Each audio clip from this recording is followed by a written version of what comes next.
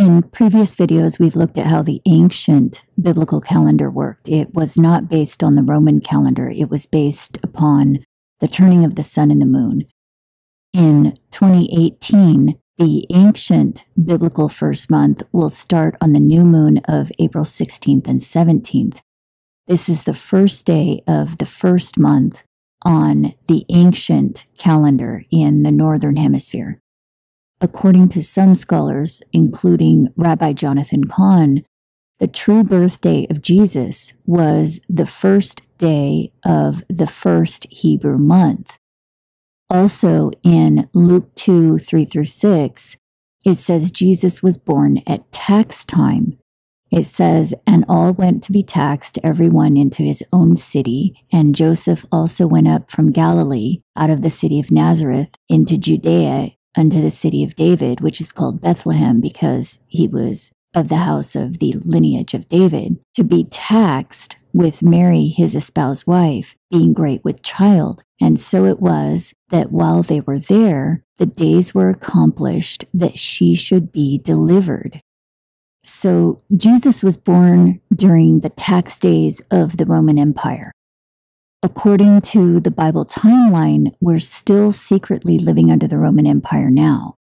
So if Jesus was born on the first day of the first month, and he was born on tax day, then his birthday, or the first day of the first Hebrew month, should land on tax day.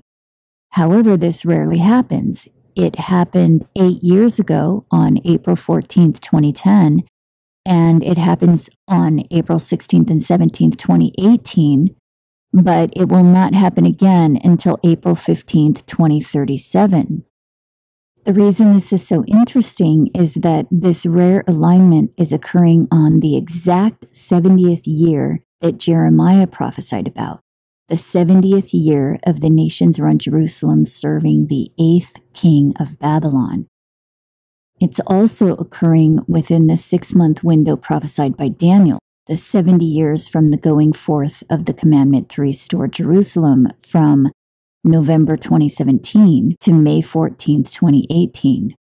What's more, the ancient first month in the Northern Hemisphere in 2018 is ending on May 14th, 2018.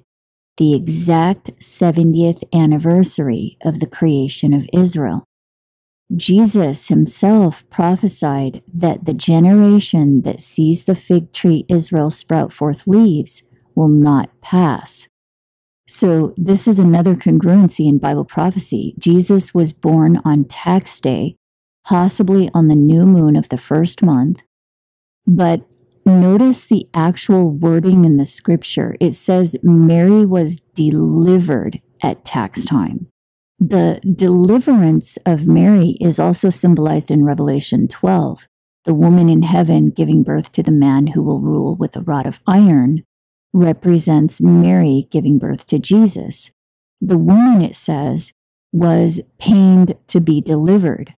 However, we also know the woman represents the multitude of all tribes and nations on the earth who will be rescued in the end time.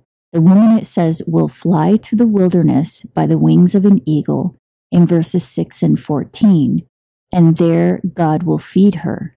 Revelation 7, 9-17 tells us the Lamb will feed the multitude at the throne in heaven.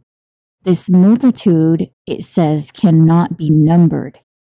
And in Revelation 11:2, it says the Gentiles will not be measured. And that word in the Greek means multitude. It says they will walk the holy city for 42 months, and the holy city is in heaven, as explained in Revelation 21:2.